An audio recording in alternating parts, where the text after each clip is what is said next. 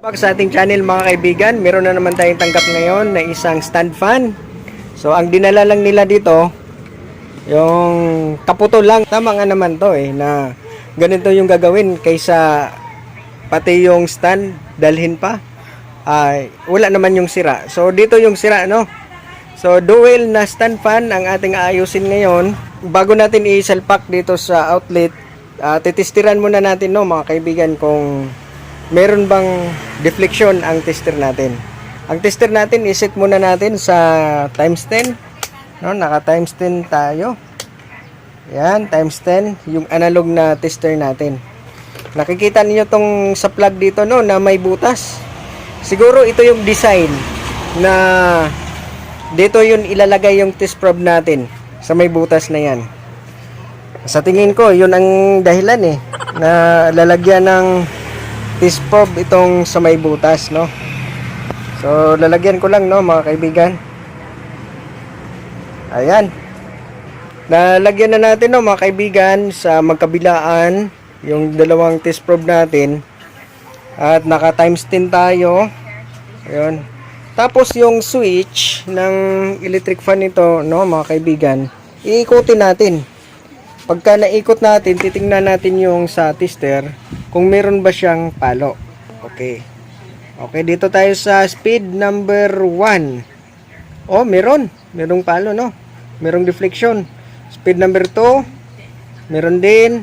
Tapos speed number 3, meron din. Off. Ayan. So, para malaman, no, kung ano ang sanhin nito, kung bakit hindi ayaw siyang umikot. Pero actually, isalpak muna natin para makita natin kung ayaw ba talaga niyang umikot, no? Salpak muna natin dito sa outlet, no? Sa speed niya number 1. Ayun, ugong lang yung naramdaman natin. Ugong, ha, mga kaibigan, ugong lang, hindi siya umikot. Number 2, ganun din, ugong lang din. Number 3. Okay, buksan na lang natin.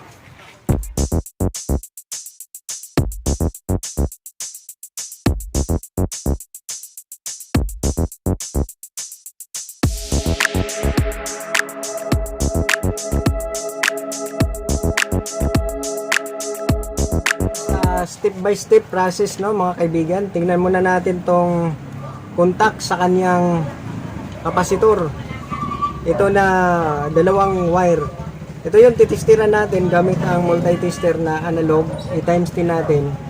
Kapag ito siya, may deflection to siya, may reading, ibig sabihin buo yung winding dyan sa kanyang starting kapasitor.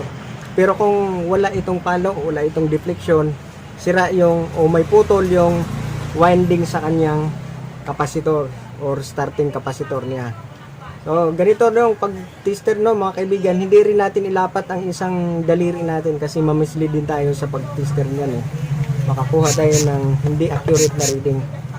So naka times 10 tayo, tapos ganyan natin. Ayun, makikita natin na may palo, no. So ibig sabihin buo ang motor nito, itong electric fan na to. Kanina siniswitch natin yung speed niya, 1, 2, 3. Meron naman siyang deflection din. Meron tayong nakikitang reading. At saka ito rin sa kanyang starting capacitor, meron din. So ibig sabihin buo tong motor na to. At yung fuse din, buo din yan, no, mga kaibigan. Itong capacitor, tingnan natin, no, mga kaibigan, kung siya ba ay pundi o hindi. Pwede tayong maka times 1K sa pag-tester niyan. Ang pag-tester niyan, pagka mag-deflect siya tapos babalik, good yung kapasitor na yon. Ayun, titestiran natin, no. Ayun, no, makikita mo na nag-deflect tapos bumalik. Ulitin natin, magkabilaan na naman yung polarity. Ayan, so ibig sabihin good to na kapasitor. Nasa 2 microfarad na kapasitor. So ibig sabihin buo ang kapasitor, buo ang motor, buo ang fuse. Panigurado ang problema nito, mga kaibigan, nasa mechanical na. So kasi dalawa to, electrical at saka mechanical.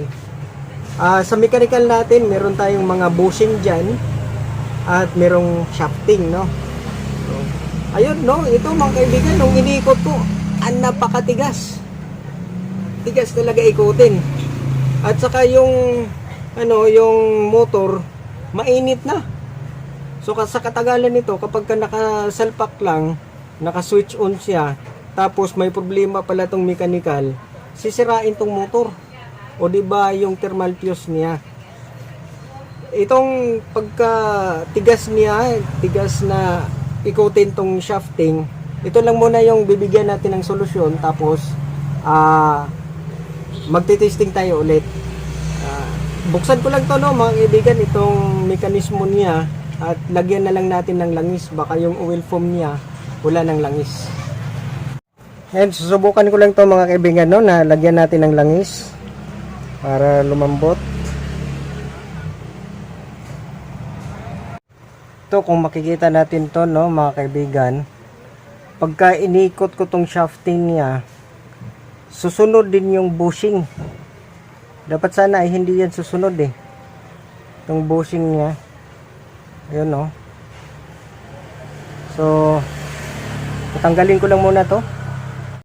Ito, no, mga kaibigan, natanggal ko na ang kanyang shafting. Pero pinapakiramdaman ko dito sa shafting niya, masyadong magaspang na eh. Oo, malaki na yung nakain ng ng bushing sa shafting. Siguro kung lilihain pa natin to, di na siya maagapan kasi ang lalim na, ang gaspang na masyado. So ang gagawin ko na lang, papalitan na lang natin siya ng iba pang shafting. Ito, meron tayong nakuhang shafting din, na sikandahan din siya. Pero mga kaibigan, papalitan na lang natin to ng shafting, no. Ito yung original, papalitan natin ito. Pero itong kanyang bakal, no, ilipat natin dito. So susukatan muna natin. Ganito ako magsukat, na mga kaibigan. Ito yung original niya. Tapos para makuha natin yung distansya, ganyan. Tapos hindi natin putulin dito. So ito na yung distansya niya, no. Kailangan na pagka ibalik natin dito, pareha sila nagsukat. Ito na, mga kaibigan, na ikabit na natin sa kanyang shafting. Ang sukat, ganun din, no. So ilalagay na lang natin yung niya, yung mga spacer.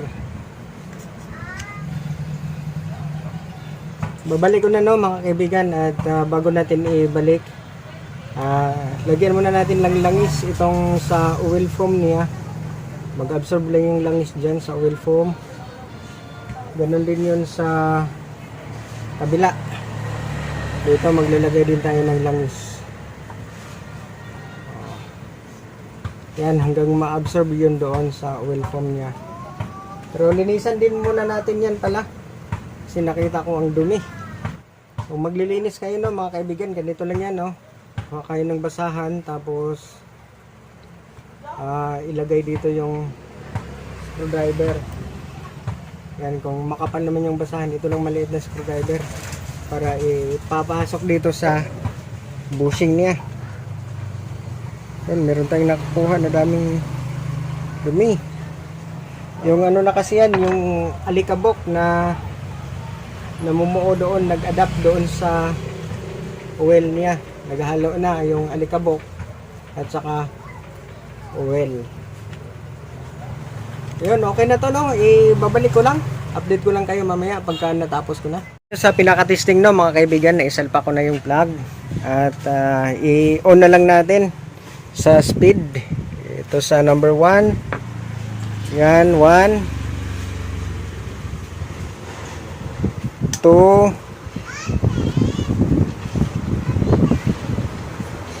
3. Ayan, kompleto yung speed niya. Napakalakas pala. At hindi ako dito magtatagal sa harapan ng electric fan. Baka mas lalakas yun. Iwas lang tayo, no. Iwas na lang natin. Baka lalakas pa yung motor natin ito. Napakalakas pala. Natin na may-ari ng electric fan, si Boss Loriel at saka si Boss B-Boy, no.